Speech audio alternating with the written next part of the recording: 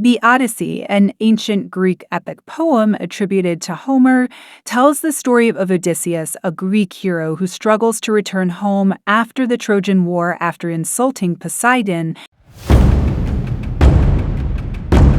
The Odyssey begins with the end of the Trojan War, a 10-year conflict between the city-states of Troy and Greece. Odysseus, the king of Ithaca, had played a crucial role in the war, devising the plan to infiltrate Troy by hiding inside a giant wooden horse. With the war finally over, Odysseus set sail for Ithaca, eager to reunite with his wife, Penelope, and his son, Telemachus. However, the journey would prove to be a long and arduous one after Odysseus bantered words with Poseidon, the god of the sea. A huge storm came from nowhere. Odysseus and his men sailed to the land of the Cicones, where they encountered a tribe of fierce warriors. Despite initial success in battle, Odysseus's men were eventually driven back, and they suffered heavy losses. The Cicones pursued them, and Odysseus was forced to flee, leaving behind several of his men. Odysseus and his remaining men sailed to the land of the Lotus Eaters, a peaceful and idyllic place where the inhabitants ate a magical fruit called the lotus. The lotus had a hypnotic effect, causing those who eat it to forget their past and lose all desire to return home. Odysseus had to use force to drag his men back to the ship, as they were tempted to stay in the land of the Lotus Eaters forever. Odysseus and his men encountered the Cyclops Polyphemus, a one-eyed giant who lived in a cave. Polyphemus trapped them inside and began to eat several of Odysseus's men. Odysseus had to come up with a plan to blind Polyphemus and escape. They offered Polyphemus a bowl of strong wine, which he drank and became intoxicated. While Polyphemus was drunk, Odysseus and his men heated up a wooden stake and drove it into Polyphemus's eye, blinding him. Then they escaped from the cave by clinging to the bellies of Polyphemus' sheep. After the encounter with Polyphemus, Odysseus and his men set sail to the land of the winds, where they met Aeolus, the king of the winds. Aeolus gave Odysseus a bag containing all the winds except for the west wind, which will guide him home.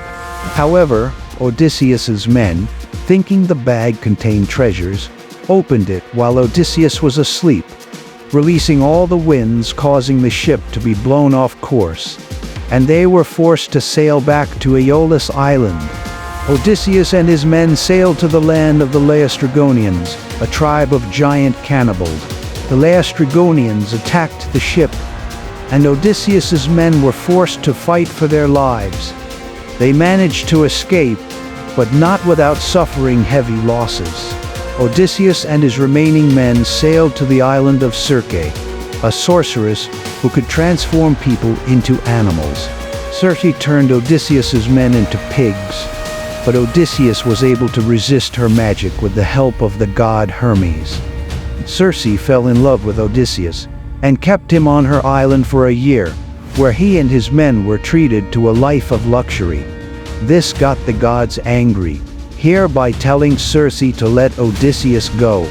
Odysseus was determined to return home, but he had to visit the land of the dead to seek the advice of the prophet Tiresias. Odysseus and his men sailed to the land of the dead, where they encountered the ghost of Odysseus' mother, as well as the prophet Tiresias. Tiresias warned Odysseus of the dangers that lied ahead and advised him on how to overcome them. After the land of the dead, Odysseus and his men sailed past the island of the Sirens, 3 half-bird, half-woman creatures who sang irresistible song that lured sailors to their deaths on the rocky coast. Odysseus, aware of the dangers, ordered his men to plug their ears with wax and tie him to the mast, so he could hear the sirens sing but not be tempted to steer the ship towards the rocky coast. After escaping the sirens, Odysseus and his men navigated the treacherous Strait of Messina, where they encountered the sea monster Scylla and the whirlpool Charybdis. Scylla snatched 6 of Odysseus' men from the ship and devoured them, while Charybdis threatened to swallow the entire ship.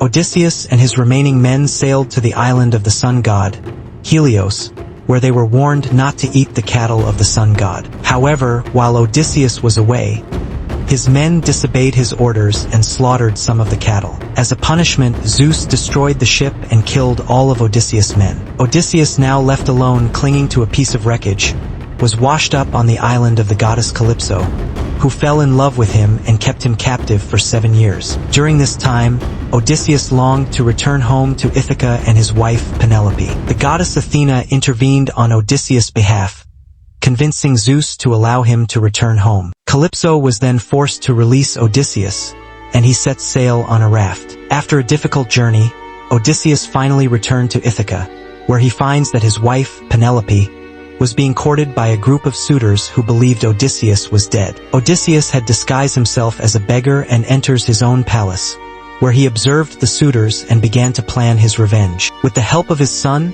Telemachus, and the goddess Athena, Odysseus devised a plan to defeat the suitors and reclaim his throne. He revealed his true identity and, with the help of his allies, killed the suitors and reasserted his authority. Odysseus was finally reunited with Penelope, and they reaffirmed their love for each other. Odysseus also reunited with his father, Laertes, and re-established his position as king of Ithaca.